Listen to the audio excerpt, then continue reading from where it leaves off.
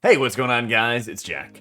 Back again to talk about my raid tier list for healers for Vault of the Incarnates, Season 1 of Dragonflight, and I wanted to make sure I give a bit better context as to why I'm making the list, as to the true value that each of the healers I think has in the context of just raiding in general versus raiding in like a world first environment, which naturally is going to be the meta, which naturally trickles down to everybody else. So that is going to be my primary focus from this tier list, but I also want to make sure that I'm not like hard dooming on any spec in particular because of the fact that I don't think it's really warranted. So check out the chapters below, as I'll be talking about the basis for the tier list and how I'm making it, my focuses, how it's interacting with the raid boss fights, and then I'll kind of go down the line into each of the healers and where I think that they stand as well. So feel free to skip around.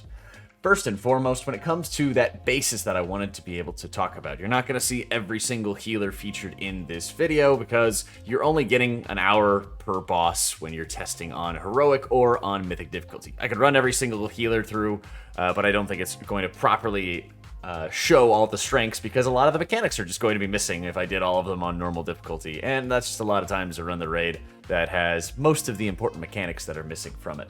So the basis that I'm having for my tier list is top tier, which I think will be used in every fight in the world first race, and maybe it's not on Aranog or some silly thing like that, but I think it's going to be every important, difficult, challenging fight you will see this class. At the moment, I do not see any healer that I think you would stack, but obviously things can change, and this is a much more difficult tier list to make because we don't actually have the last boss to be able to test, so we're only going off of what we see in the dungeon journal.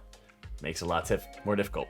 The second tier is going to be frequently used in the world first race, mixing it in, bringing it in as the 5th healer or something along those lines. These are the specs that I think that you could see quite a bit of action, but maybe they need a little bit of a buff in some areas to be brought all of the time. And then finally, sparingly used in the world first top 20. This is healers that I think much more heavily would need a buff to be able to be elevated into that higher position. And then finally, those that need desperate help. Of course, none of them are needing desperate help or anything along those lines at the moment, but I wanted to be able to at least highlight that sort of list and talk about it from there, okay? That being said, let's start talking about the Vault of the Incarnates Raid, because that's really going to be what we're judging it on. From our own experiences, testing all of the various encounters, there's a lot of very specific mechanics, and there's a lot of specific challenges that are coming in onto these fights. For one thing, there's a lot of light spreading going on throughout these encounters. There's a lot of concern as to like where Evoker would stand on these fights, but overall, you're able to get everybody close enough together, and while there are some large boss rooms out there, there's a lot of times you kind of shift and move together throughout a lot of the encounters. Those like Dathia, the wind elemental boss, you kind of like move together in packs. You'll have a pack of 10 here and a pack of 10 there to be able to run around, kill the different storm elementals. We did try overloading some groups to be able to kill them off more rapidly. I don't think it's overly beneficial, because I would have to imagine on Mythic there's going to be some kind of soft enrage or some kind of increasing mechanics, because when we were testing a lot of these boss fights, much like Sanctum of Domination testing, a lot of the boss fights were pretty lowly tuned in terms of the damage. So when you're having some bosses that are saying, hey, there's only so many different times that you're going to be able to go through all of these different platforms, all these different phases before the damage is overwhelming, right? They're not as prevalent in a testing environment because they want you to test the entire boss fight. We saw that very sharply when we did Mythic Sanctum of Domination testing, being able to 3 or 3.5 heal a number of fights. And then you get into like Guardian of the First Ones, and you need like 7 healers to be able to properly test it or actually get through the fight because there was so much damage. So I fully expect a lot of these fights to be tuned up to be mostly 5 healers, 4 or 5 healers for a number of them.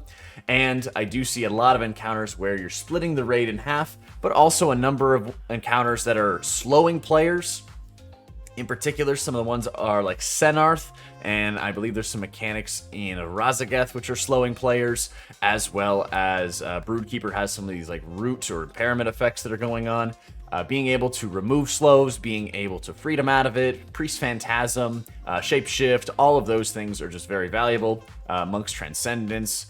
those things have some very powerful effects. But also, since there's going to be a lot of movement required, that also benefits Roar, that benefits Windrush Totem, but it also comes into the context of how unique are these abilities to be brought to the table. So for the case of like Windrush Totem, we know that there's going to be a great deal of different classes that can bring those different speed boosts. You have Evoker class, the Time Spiral buff that they have on hand. You have all the Druids that can possibly have Roar if they really needed it.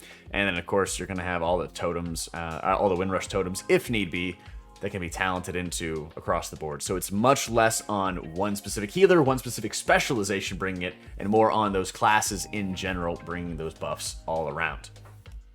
Now, when we are looking at Razageth in particular, Razageth doesn't have all of the mechanics that we can really test for ourselves because obviously there's no testing for it, but there are a couple of really standout effects that I wanted to be able to kind of go over and highlight because of the fact that they could be so valuable to plan for, prepare for, and be knowledgeable about when you are looking at putting together a composition. One of the big things that I wanted to be able to highlight is, of course, this Frostforged Zealot, which goes on the intermission of the Razageth encounter, where you have to fight off all of her primalist forces that she has going on throughout this. So the big thing with this Frostforged Zealot, and this happens on a couple of different encounters as well, is there is a large heal absorb effect. Of course, there's a blast of damage, a quick burst of damage, and then you need to heal off these very, very heavy healing absorb effects. We saw them similarly on Broodkeeper Diurna from the Icy Shroud ability. This you could dispel also, and it would reduce your movement speed, and then you'd have to either heal through the absorb or you could dispel it. And this is an area where I think Priest, of course, is going to be able to shine with just the Mass Dispel and the improved Mass Dispel to sort of tee up and quickly queue up that Mass Dispel and then quickly shift into more healing. If you had one Priest, for example, you could really easily take advantage of just one Mass Dispel onto, say, like the ranged party as a whole, and then that would make it a lot easier for you to be able to heal up all the melee or have more players stacked up and be a little bit tighter together to be able to deal with it.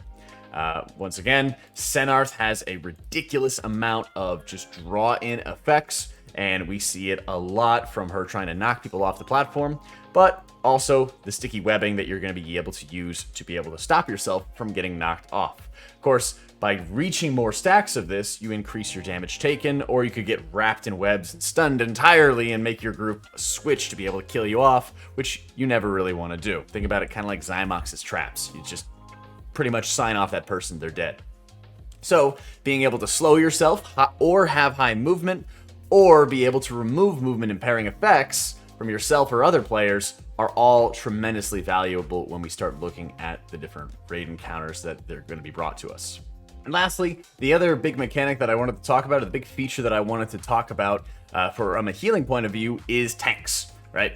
Tanks are really powerful and surprisingly powerful going into Dragonflight. Now this is very important because this augments or changes which healers get brought to the table, because for as long as I can remember, there has been so many different times where tanks have either been just spineless jellyfish that get knocked over at the first hint of any sort of damage, or they go into a new expansion, very godly, very powerful, and then they gotta get knocked down a little bit here and there.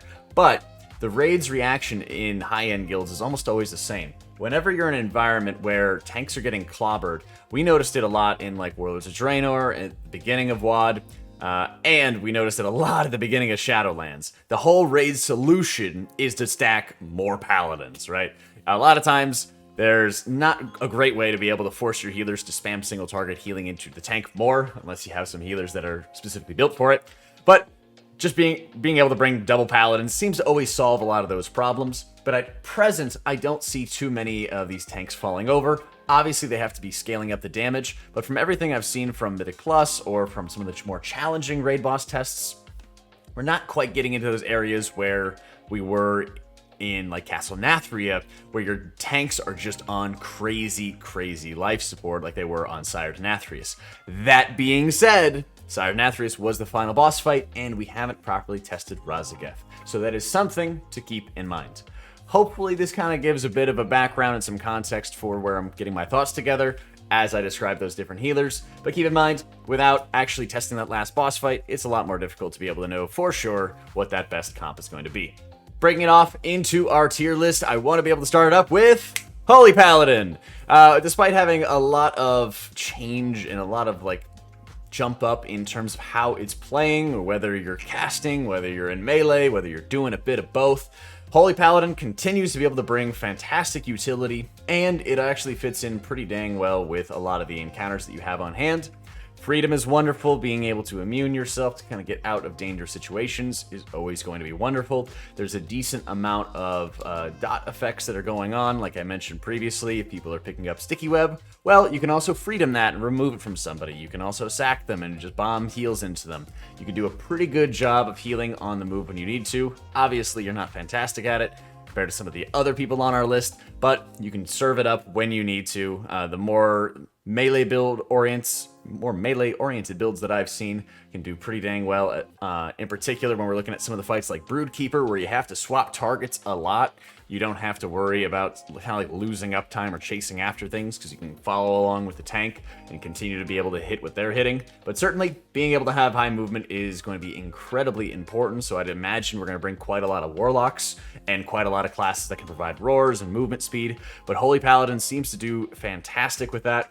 Being able to have the Devotion Aura on hand, obviously, is just an instant raid spot in and of itself, and now you're going to be able to flex and be more flexible with it, whether you want to reduce cooldown, whether you want to amplify people's healing, and having different options on hand depending on what the fight is really going to bring to the table, I think is incredibly valuable.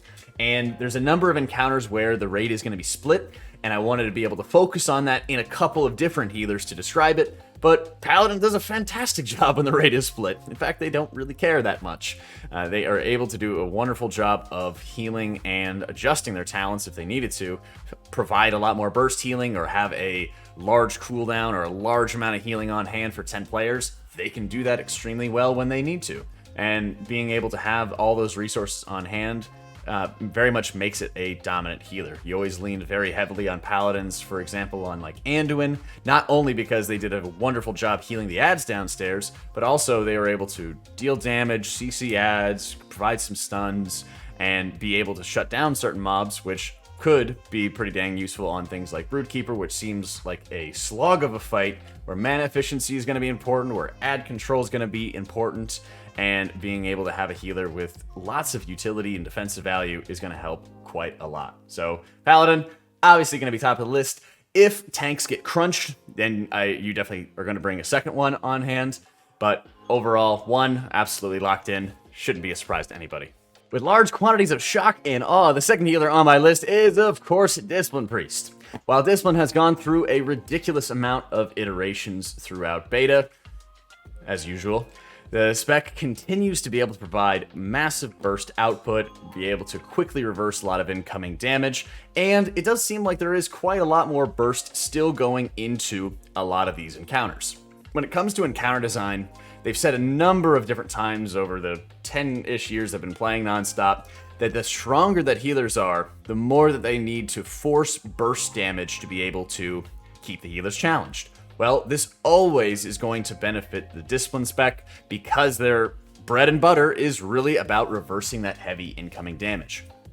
One of the things that we saw after they increased everybody's health and after they increased everybody's damage was that the Mythic Plus environment still featured a lot of burst damage.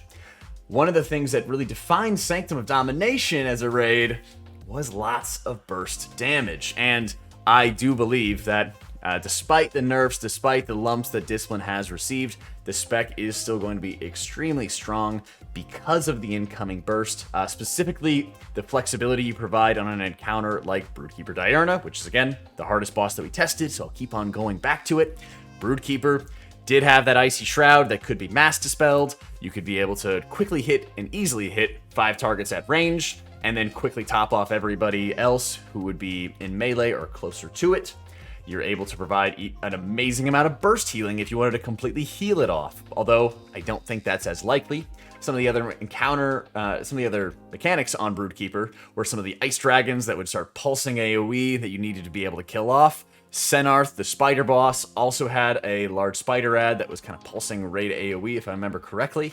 That was another feature that we had to be able to watch out for. And there's just a number of different ways that, as long as this can plant its feet, you're going to be able to not only survive, but thrive in this sort of environment that's going to be on hand. So with the addition of class talents like Phantasm, Discipline is much more able to be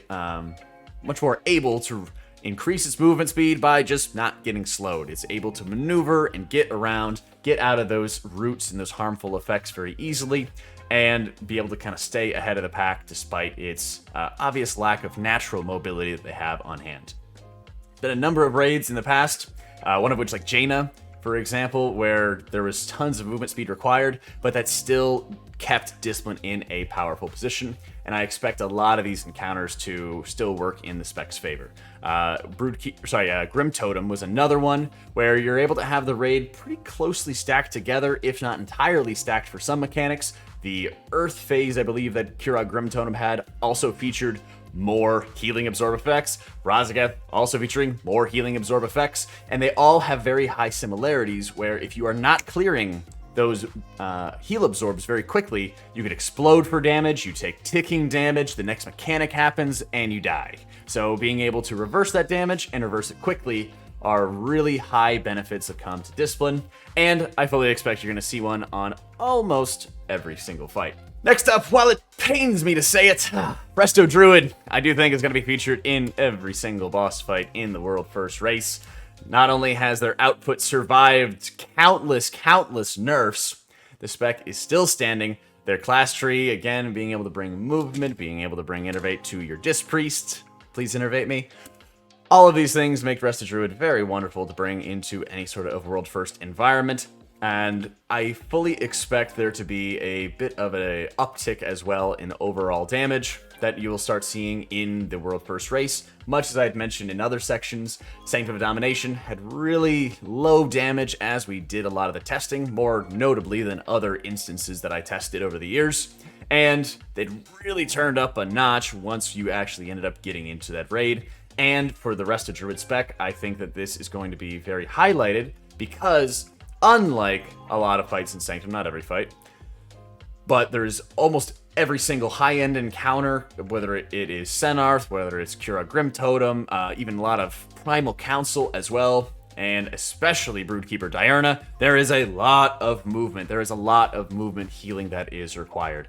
Some of the encounters in particular, like Primal Council and Senarth, there are a number of void zones you could just bathe in the entire time, but there were times where you needed to jump into them to deal with certain mechanics. You needed to get rid of your frost, so you jump into fire. You needed to stop from getting pulled back, so you jumped into the sticky web. Things like that, right? But the damage was tuned so lowly that you could just sit there and bathe there forever. One of the benefits I see out of having a Resto Druid onto your team is they're so heavily able to maintain high output and put together their own version of ramps while also moving, doing mechanics, being able to clear debuffs, and generally helping the entire team move up the hill faster, move to the next mechanic faster, clear their debuffs faster. Resto Druid gives you those options, and of course their output is just sky high. And from a lot of the logs I've seen, from the M+ testing that we've been able to see, output makes a really big difference in a lot of these raid encounters, and if they go the way that I believe they will, Resto Druid should remain on top. That solves it for our every fight in the World First race tier. For those three healers, those are the three that I believe we're going to see all the time. Now I wanted to get into the next tier, which I think is going to be frequently used in that race to World First. All three of these I believe are in order, but I'm sure that there's going to be a decent amount of choice, variety, that some of the people are going to be able to bring to the table. So be sure to be able to take this one with a grain of salt as we go into it. So first and foremost, Holy Priest. The Holy Roller has been very powerful in terms of its overall output, despite, again, taking a number of nerfs, frequently to its Prayer of Mending output, which is incredibly valuable. As I mentioned, being able to maintain consistent output while you're running, while you're moving, is usually something Holy Priest is not really known for, but with a lot of the support talents getting added in Dragonflight, that's something that they can do quite well. From a class tree perspective, again, having the Phantasm movement speed, being able to spec into reduced cooldown of grip if you're kind of getting ahead of the group, those things can help your party members quite a lot. In particular, when there's bosses trying to drag you across the room, like Senarth, or again, when you go into Broodkeeper and you need to kind of keep the entire raid split so that you're reducing the damage you're taking from the boss. Making sure everybody is kind of moving together as a cohesive pack can be incredibly valuable. When we were doing Dathia, the Wind Boss, her testing, there was a number of times where we needed to be spread as we were dealing with lightning debuffs or trying to clear them quickly. And of course, being able to just grip somebody on hand or make sure you're adjusting your position more quickly. Those things can always kind of come in clutch when you need them. Symbol of Hope and Divine Hymn do bring quite a bit of good utility, especially with the Gales of Song buff.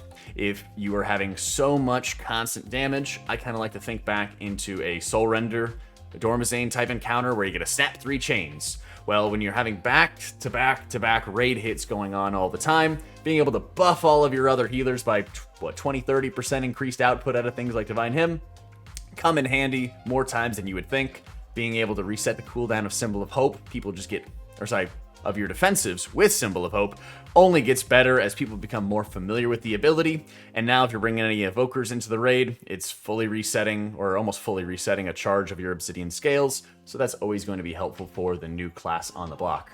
Overall, I think Holy Priest can do particularly well in areas where you might struggle when having a disc. I was a little concerned about a couple of encounters. One of them was Dathia, how disc would do if you had to split the raid in half, because usually just having a 10-party atonement is usually not that great compared to maybe just bringing a Holy Priest instead, because you can also flex into an AoE build, which I believe is the highest output at present, or focusing into a single target build.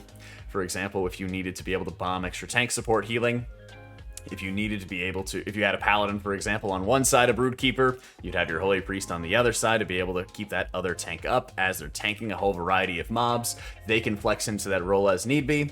And again, being able to flex into a very AoE heavy build when everyone's taking equal amounts of damage. You can have your Echo of Light still ticking as people are maneuvering, and I believe that you can do quite well even in environments where there may not be as much heavy damage going out at the start of fights. One of the benefits I've seen with Holy Priest is that flexibility and the ability to put together almost like a battle shaman kind of build. This is an incredibly niche environment. This is an incredibly niche circumstance, so take that with a grain of salt.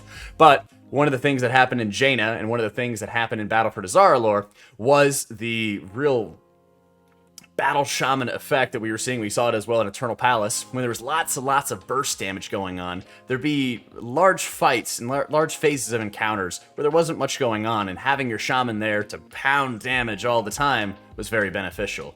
Holy Priest can kind of flex into that with Divine Word, with Imperial Blaze, and then pump lots of damage into a narrow window of time. I think that's a pretty good benefit that gets brought on hand, and their passive damage in general, if they're just hitting Holy Fire on cooldown, is pretty good, but obviously Disc still takes the cake on that one. So I think there could be uses where the Disc Priest goes Holy. I'm a lot less convinced that you would bring double Disc after looking at some more of our testing fights, but I do think Holy brings quite a bit of utility to the table and can be quite useful for the World First race. Next up on our list, we've got the Mistweaver. While I really enjoyed seeing Mistweaver's output and scaling their output, I'm a little concerned about where it's going to be positioned on this list, mainly because there's a lot of different healers now, especially with Preservation Evoker getting added into the mix, as to which of these healers is going to be most frequently kind of added into the overall mix going into the Race to World First. I do like that Mistweaver has strong mobility. I do like that they're able to provide either healing buffs or avoidance or combinations of both. I like that there's a benefit when you have it in the class tree to be able to flex into whatever the raid is going to be able to require. I think that there's quite a bit of value on that one. There's not an overly large amount of punishment going on for having multiple melee healers, which is always a good sign going forward, like I mentioned, because we're probably going to have paladins in every raid team. But it seems like the utility angle is a very important one if damage remains at a high bursty level that I'm looking at having going into Vault of the Incarnates, such that they might need to like pull a Nyalotha and just have like a lot of steady damage, a lot of adjustments to a lot of boss fights to add ticking damage to make these raw output healers quite a lot better. That being said, Mistweaver does have great output, but I don't think it's as powerful as something like Resto Druid. I think Druid's utility that they bring to the table, the output, the mobility are all very valuable.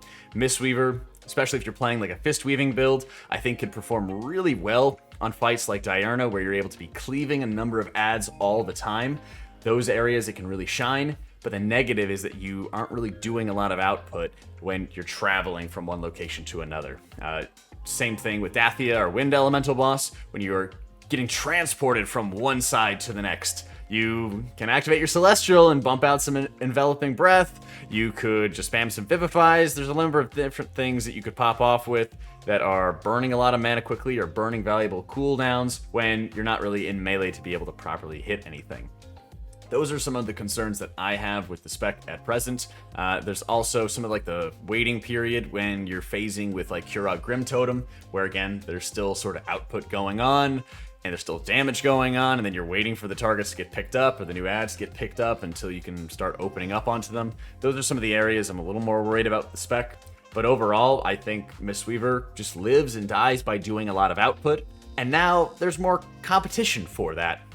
With the rise of Preservation Evoker. And it could very well be that if Preservation Evoker stays super high up in terms of output, it gets brought to the World First race, and then you don't really see much in the way of Mistweaver. The last time that we really seriously saw lots of Mistweaver was Sepulcher, and then a little bit in Sanctum of Domination, where people discovered how overpowered the Venthyr Covenant was for the spec. But in both instances, it was not some specific utility, it wasn't revival being valuable, it just did lots of output, and that was about it. Next up, this one might be wrong. Preservation Evoker. The reason I say it might be wrong is because, like I just mentioned with Mistweaver, it lives and dies on its output. And if it stays high on output, every week I feel like there's a new Preservation Evoker raid build that does lots and lots of healing and sets up this ramp or that ramp, but at the end of the day, Preservation Evoker in a raiding environment just lives and dies by doing lots of healing, okay? Some of the mistakes I think that they made with Preservation Evoker specifically was making Zephyr a proximity-based cooldown instead of a party-wide cooldown. This makes it a lot more difficult to be able to group together your squishies, your hunters, your shamans, your evokers, all into the same party.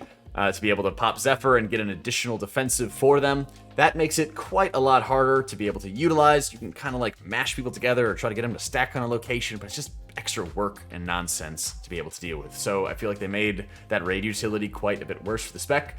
Time Spiral, while it is a movement speed buff, it's not particularly good, and it's certainly not as good as a Speed Totem, and it's certainly not as good as a Druid's Roar, as some specs will get a free use of things like Life Grip.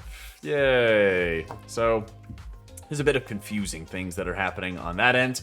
And, of course, it's going to have that adjustment period, kind of like how Symbol of Hope did, where people got to get used to be able to weaving it into the action, weaving it into the mix. Some classes may not like to activate certain abilities and everything on hand, and, again, it's just not as good. While Preservation Evoker has a lot of good mobility on its own, while it can pick people up and have its pseudo grip with Rescue, I believe that there's not too many impediments to the 30-yard range. I don't really think that's much of an issue. I don't think that the proximity is that much of an issue, since people are always cooking up different builds to be able to force Echo to work, or force Blossoms to work, or force something else to work. I really just think that Preservation Evoker either gets tuned up very highly relative to the other healers and gets brought on every single encounter, or it doesn't, and people are not going to be bringing it to that world first race. In terms of its value as just run-of-the-mill healer that you have on hand, it's pretty good, but I do think that the struggle is that there's not any sort of specific mechanic that gets brought to the table. Playing around with Rewind is fine. Being able to reverse that damage, there's a number of different fights where there'll be a burst of damage and then some steady follow-up. Even the heal absorbs, for example, will do a burst of damage, and then you're going to be able to put out some rewind healing if you needed to, or work with other people. But it's not like there's any sort of Phoenix encounter like Final Fantasy had, where everybody takes like 10 times their health, and then you can rewind it or something along those lines. Shout out to anybody who plays Final Fantasy. There's not really any mechanic like that I've seen. It's not in the dungeon journals for Razageth. It's not in any of the encounters that I've dealt with thus far. Overall, it's a fine healer that can pump pretty good output and might be able to pump insane output if people find the secret sauce for all these different combination builds that people are putting together. But overall, if it gets brought to the table, like Mistweaver, it's going to be purely about its output. I think for raid splits and like splitting the raid in half, which I think is going to happen on a variety of encounters, they're going to do really well, and they're going to be able to support the team well. You'd probably want to pair them up with a Paladin or maybe a Holy Priest so that they can have a bit more spot healing support while the Preservation Evoker focuses on like more AoE output. Those things can be totally fine. People have made it work with other healers in the past, no problem.